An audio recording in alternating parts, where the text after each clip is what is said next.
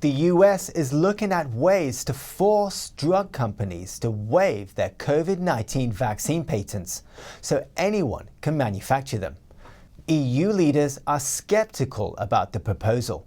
Some say the US should just export vaccines like many European countries have done. NTD's Patrick Hayden has the details. European leaders are raising doubts over the United States' proposal to waive intellectual property rights for COVID-19 vaccines. I made it clear that I do not believe that giving away patents is the solution to make vaccines available to more people. If a patent is given away and the quality is no longer controlled, I see more risk than chance. Merkel says waiving IP rights could jeopardize the quality of the shots. Currently, the US is following legislation that vaccines will only be exported when enough have been created to inoculate the country. The UK doesn't export either. Merkel, French President Emmanuel Macron, and the EU's executive arm, the European Commission, say the US should lift its export ban. Macron says he calls very clearly on the US to end export bans not only on vaccines, but on ingredients in those vaccines. He supports the lifting of IP rights in a limited way. The Financial Times reports an unnamed official saying that access to patents is not the same as acquiring the knowledge to make a vaccine. The official added that you also need the technical know-how to make the vaccines. About 80 to 100 patents are involved in the creation of an mRNA vaccine. Spain, India and South Africa are in support of waiving the IP rights. Patrick Hayden, NTD News, London.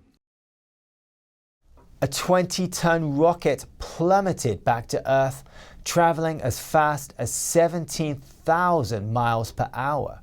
Reports say no one was hurt, but scientists are criticizing China's reckless handling of the rocket's return. NTD's Don Ma has more. A Chinese rocket that's garnered worldwide attention has just crashed to Earth. The spacecraft is around the size of a 10-story building and did not completely burn up in the atmosphere as it fell back to the planet. It was moving at a speed about 17,000 miles per hour at the time. There are varying reports as to where the rocket actually landed. Chinese state media say the debris landed in the Indian Ocean near the Maldives, about 60 miles from inhabited land. On the other hand, the U.S. Space Command confirmed its landing over the Arabian Peninsula, but added it was unknown whether the debris hit land or water. The Chinese rocket first launched into space 2 weeks ago. It's a payload rocket used for delivering a piece of China's new space station into orbit. The delivery was successful, but Beijing's scientists did not build safe re-entry features into its design. As a result, the rocket fell back to Earth uncontrolled. China's handling of its return has sparked widespread criticism. On Saturday, NASA knocked China for not adding controlled re-entry features into its design, saying it's clear that China is failing to meet responsible standards regarding their space debris. But it seems China's foreign ministry doesn't agree with the criticism. On Monday, its spokeswoman defended Beijing's handling of the rocket, arguing that there is no report of harm, and accusing the US and other countries of overhyping the situation. Despite the lack of damage reports, China's actions were a risky one. Harvard astrophysicist Jonathan McDowell said that it appears China won its gamble, but it was still reckless. Famous astrophysicist Neil deGrasse Tyson also chimed in. If you're going to send things up into space, and you know they're going to come back, you want to have a controlled re-entry, not an uncontrolled re-entry. And it's not that hard to do, and that's not what the Chinese have been doing. The Foreign Ministry spokeswoman also accused the U.S. of embracing a double standard. She pointed to an American SpaceX rocket that fell to Earth 2 months ago. But the spokeswoman failed to mention that the SpaceX rocket actually had safe re-entry features built in.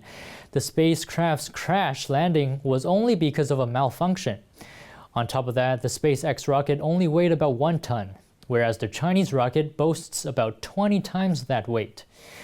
The uncontrolled crash may not be China's last. Beijing plans to send up another rocket in a few weeks, and after that, it has 9 more launches planned. Don Ma, NTD News. A special diamond is soon going under the auction hammer. It's part of a jewelry sale in Geneva later this month. Weighing over 100 carats, the stone could fetch up to £14 million. Giant, flawless, almost perfect. This is the Alrosa Spectacle, a Type 2A diamond to be auctioned in a Geneva jewelry sale this Wednesday. It's the largest ever cut gemstone in Russia. This fantastic 100-carat decolored diamond was cut from a rough that weighed more than 200 carat. It was called the Sergei Diaghilev rough diamond, and it was mined in 2016. According to a specialist from Christie's auction house, it took 1 year and 8 months to cut into this perfect stone. This item is one of nearly 150 lots on offer in the sale. The specialist says although the pool of buyers for such a significant item is not as large as for many smaller value jewels, she's still optimistic. We have noticed in this COVID time since 2019 that actually buyers were interested in this kind of high jewelry, high jewels, and so we are confident that this will be a fantastic sale. The diamond is expected to fetch between 12 and 18 million Swiss francs, an estimated $20 million. That's the news for today, and thanks for tuning in. I'm Stuart Lees.